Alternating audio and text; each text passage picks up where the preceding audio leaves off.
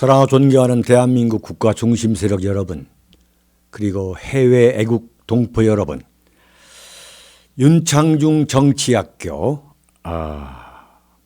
부산, 대구 이어서 대한민국의 중원인 대전에서 충청권 국가 중심 세력 총궐기 대회 열립니다. 11월 24일 오후 6시부터 9시까지. 장소는 대전 기독교연합 봉사회관. 지하철 서대전 내거리역 2번 출구로 나오세요.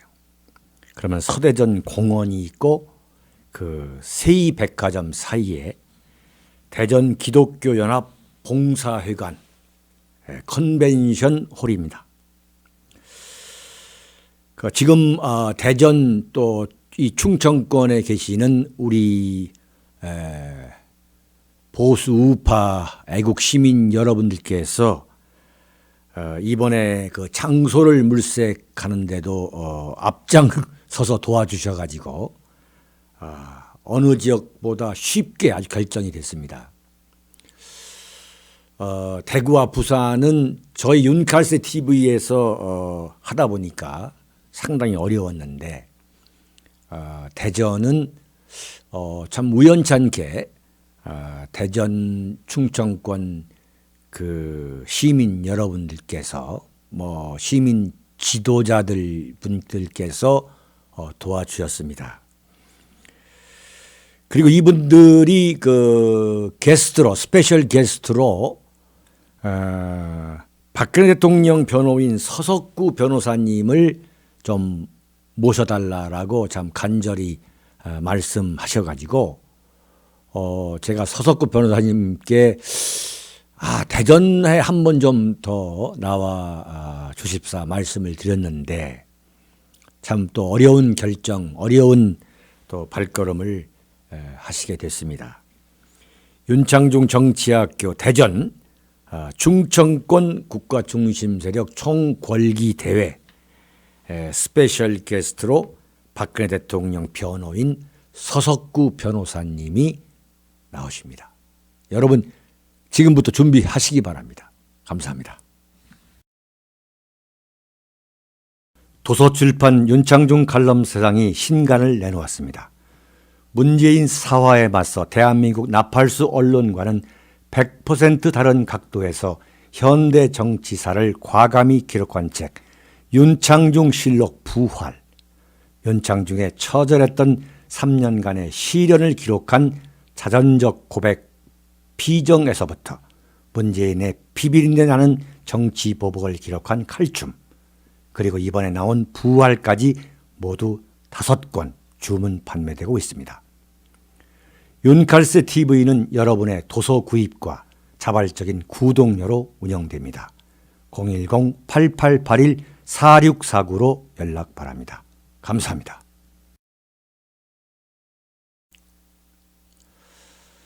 많은 분들께서 궁금해 하시기 때문에 공개하려 합니다. 저는 지난주 토요일 대한문 광장에서 열린 보수우파 시민단체 연합이라는 이름의 태극기 집회에 여러분께 이미 공개한 대로 연사로 나갈 계획이었습니다만 저 스스로 극복할 수 없는 원칙이라는 것 때문에 참석하지 않았습니다. 많은 국민들이 제가 그날 보이지 않은 것에 대해 궁금해하고 계시기 때문에 입을 열어서 사실을 말씀드리고 박근혜 대통령 사태의 와중에서 보수 우파 국민들이 엄동설안을 피눈물로 뚫으면서 만든 보수 우파 국가 중심 세력의 결사체, 그 태극기 집회에 대해 나름대로 갖고 있는 몇 가지 원칙을 말씀드리려 합니다. 저는 보수우파 시민단체들이 이번에는 한자리에 모여서 문재인 퇴진과 김정은 타도를 외쳐보자는 제안에 크게 고무가 돼서 집회 계획을 보다 널리 알리기 위해서 한밤중에 대안문 앞으로 나갔습니다. 홍보 영상을 녹화해서 윤칼세 TV에 올렸고, 저도 준비위원회 한 사람으로 이름을 올리는데 반대하지 않았습니다. 어느 때 연설보다 많은 시간을 할애해서 우리 보수우파 국가 중심 세력이 문재인 정권의 폭주를 막고 재기할 수 있는 나름대로의 구상과 희망의 메시지를 연설문에 담기 위해 골몰했었습니다. 그러나 태극기 집회가 열리기 며칠 전 마음속으로 다소 개운치 않은 생각이 문득 떠올라서 집회 주최 측에 제가 물어봤습니다. 연사로 나설 인물들이 과연 누구냐? 라고 알아보니까 참으로 놀라지 않을 수 없었습니다. 자유한국당 소속 인사들이 주류를 이루었고, 과거 좌파 운동권 출신들이 또한 주류를 이루고 있었습니다. 연사들이 말이죠. 보수우파 시민단체가 연합하는 집회가 아니라 자유한국당 소속이거나 좌파 운동권 출신들이 연설하고 보수우파 시민들은 자리나 채우는 사실상 들러리 집회라는 생각이 들었습니다. 특히 박근혜 대통령 탄핵을 앞장서서 외쳤던 인사들이 버젓이 연사로 나선다는 것은 정말 웃지 못할 코미디였습니다. 저의 기준으로는 반문반김이라는 명분으로 변절자, 배신자들까지 포용한다는 것은 도저히 용납할 수 없었습니다. 무슨 이야기를 하든 변절자들이 보수우파 시민단체 연합이라는 이름으로 꽈리를 들기 위해 대안문으로 침투하는 것이라고 볼 수밖에 없었습니다. 뭔가로 뒤통수를 맞은 느낌이다. 아무리 문재인 퇴진, 김정은 서울 방문 저지라는 공통된 명분을 갖고 모인다고 하더라도 순수성, 진정성, 도덕성이 생명인 보수우파 시민단체들이 만드는 집회에 이렇게 원칙이라는 것은 흔적도 없이 사라지고 과거 주사파 출신이거나 배신자, 변절자가 주류를 이루는 연사 배정은 도저히 받아들일 수 없다는 결론을 내리고 저는 대외 관계자들에게 시정해 줄 것을 거듭거듭 요청했습니다. 그러나 대외 관계자들은 제가 제외시켜 줄 것으로 요청한 연사들을 배제한다면 연합 집회가 어렵기 때문에 수용할 수 없다는 뜻을 전해왔고, 그래서 저는 태극기를 도용하는 변절자들의 집회, 건만 태극기 집회인 모임에는 연사로 나서지 않기로 최종 결론을 내리고 저를 기다리는 국민들의 눈망울이 떠올라서 대안문 근처까지 갔지만 연사로 올라서지 않고 발길을 돌렸습니다. 저는 박근혜 대통령이 2016년 10월 24일 지금으로부터 2년여 전 손석희의 JTBC에 의한 난도질을 신호탄으로 대한민국 언론과 야당이 들고 일어설 때 결코 흔들리지 않았습니다. 시류에 결코 영합하려 하지 않았습니다. 박근혜를 지키지 못하면 대한민국을 지킬 수 없다고 외치면서 광장과 거리로 나가 태극기를 흔들고 애국가를 부르며 이 잔인한 인민재판, 이 잔혹한 마녀 사냥을 막아야 한다고 주장했습니다. 그래서 태극기 집회가 탄생한 것, 누구보다 여러분들이 잘 알고 계실 겁니다. 태극기 집회는 대한민국 언론과 좌파의 집단적인 조롱과 매도, 무시 속에서도 결코 좌절하지 않고 피어난 통곡의 집회였다는 사실을 벌써 잊어서는 안 됩니다. 박근혜 대통령과 대한민국의 자유민주주의 체제를 전복하려는 반체제적 정변에 대해 통곡하고 저항하는 것, 그것이 지금까지 이어지고 있는 태극기 집회의 동력임을 잊지 말아야 합니다. 그 추운 겨울, 어린아이를 유모차에 태운 젊은 엄마에서부터 넥타이를 맨 30대, 40대, 첩첩산중에서 올라온 중년의 아저씨, 아주머니, 그리고 할아버지, 할머니까지 모든 세대와 계층이 왜 태극기를 들고 애국가를 불렀겠습니까? 그것을 벌써 흘러간 역사로 치부하면서 잊어버려서는 안 됩니다. 박근혜를 지키지 못하면 대한민국을 지킬 수 없다는 외침이 애국적인 국민들의 심금을 울려 광장과 거리로 나오게 만들었던 것입니다. 1945년 해방 이후 최대 규모의 태극기 애국 물결이 평화적으로 이어졌습니다. 지금까지 이어지고 있습니다. 보수우파 정치사에 있어 처음으로 누가 시켜서가 아니라 스스로 돈과 시간을 거침없이 내놓는 자생적 집회로 승화하면서 동시다발적 쓰나미가 되어 전국을 휩쓸게 된 기적과 같은 그 장엄한 장면들을 벌써 잊어서는 안 됩니다. 저는 보수우파 태극기 시민단체 여러분에게 다음과 같이 몇 가지를 감히 요청하려 합니다. 첫째, 태극기 집회는 박근혜 대통령에 대한 반헌법적 인민재판과 마녀 사냥에 불같이 맞서 들고 일어난 항거로 시작된 것이기 때문에 처음부터 끝까지 박근혜 대통령을 구해내겠다는 정신을 결코 잊어서는 안 된다.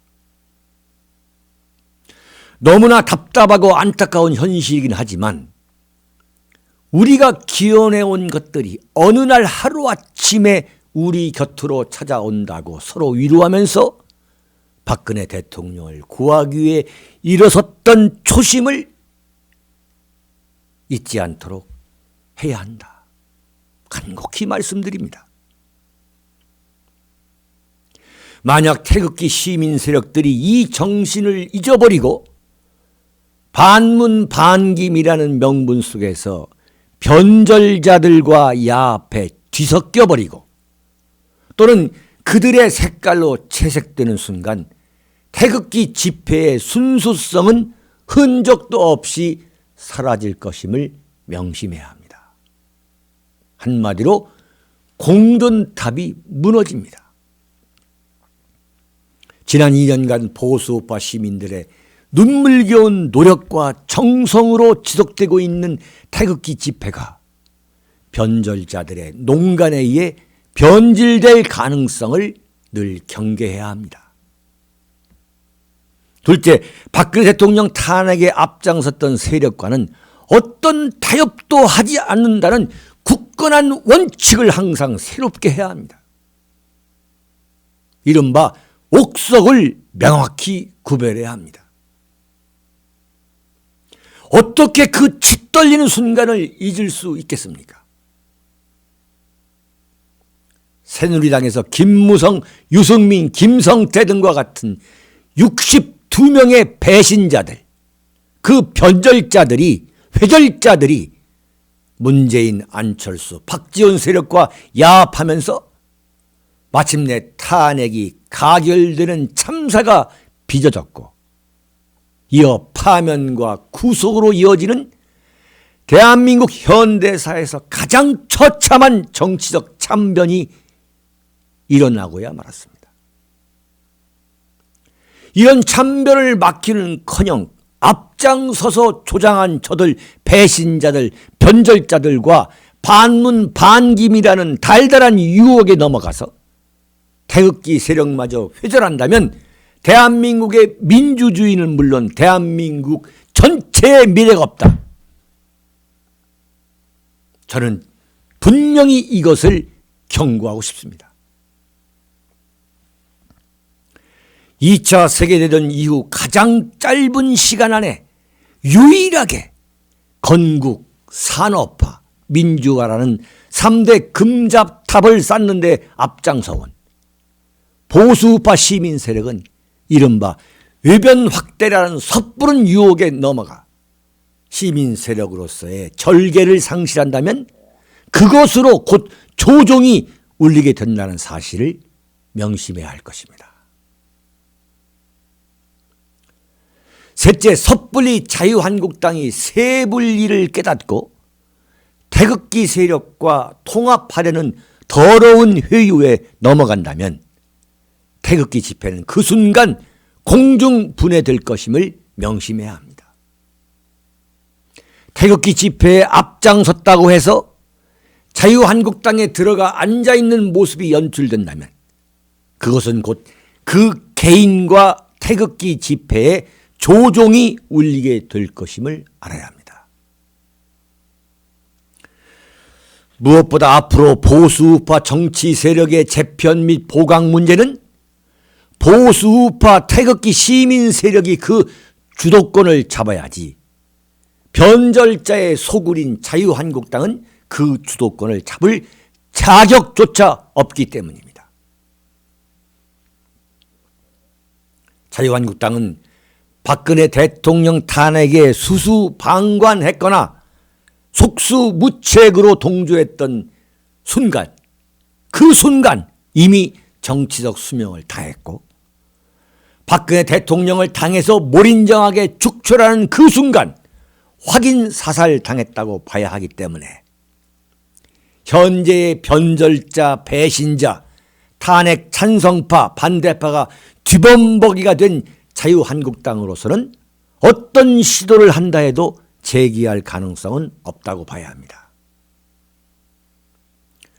보수우파 태극기 시민 세력이 자유한국당으로 하여금 토대부터 다시 무너뜨리고 다시 건축하는 작업을 진두지휘해야지 그들에게 이끌려서 자유한국당으로 들어간다면 그 순간 생명을 다하게 된다. 분명히 알아야 합니다. 어떤 경우든 자유한국당 밖에서 맴돌고 있는 박근혜 대통령 탄핵 세력과 재결합하는 경우는 경계해야 합니다. 어느 누가 보수 대통합을 반대한다는 말입니까?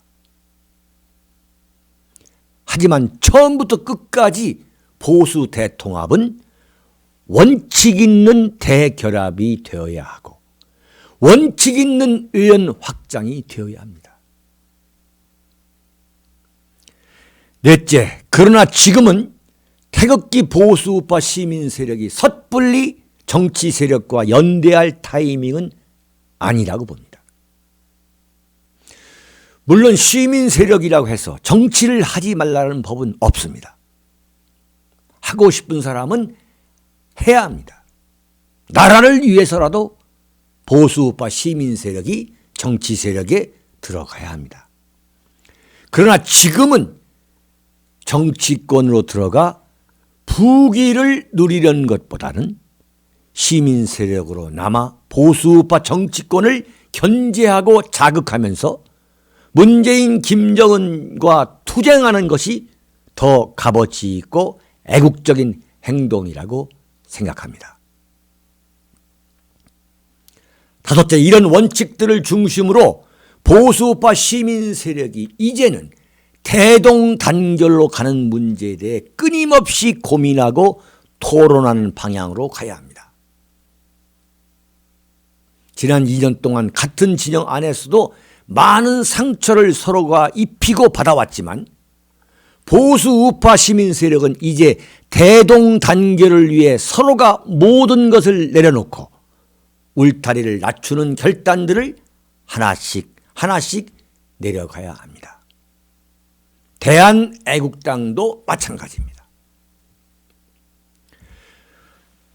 우리 태극기 보수우파 중심 세력이 이 같은 몇 가지 원칙과 대의를 갖고 더욱 단합해서 투쟁한다면 문재인, 김정은이 스스로 괴멸하는 순간이 어느 날 갑자기 우리 곁으로 찾아올 것이라는 믿음을 굳게 가지면서 이 고독하고 힘든 시련을 서로 위로하고 서로 격려하면서 견뎌내야 합니다. 사랑하고 존경하는 대한민국 국가 중심 세력 여러분, 애국 동포 여러분, 우리가 이 난세를 헤쳐나가야 합니다. 그러기 위해서는 이 고독하고 힘든 시련을 서로 위로하고 격려하면서 견뎌내야 하겠습니다. 여기에서 마치겠습니다. 감사합니다. 도서출판 윤창중 칼럼세상이 신간을 내놓았습니다. 문재인 사화에 맞서 대한민국 나팔수 언론과는 100% 다른 각도에서 현대 정치사를 과감히 기록한 책 윤창중 실록 부활, 윤창중의 처절했던 3년간의 시련을 기록한 자전적 고백 비정에서부터 문재인의 비비린내 나는 정치 보복을 기록한 칼춤, 그리고 이번에 나온 부활까지 모두 5권 주문 판매되고 있습니다. 윤칼세 TV는 여러분의 도서 구입과 자발적인 구독료로 운영됩니다. 010-8881-4649로 연락 바랍니다. 감사합니다.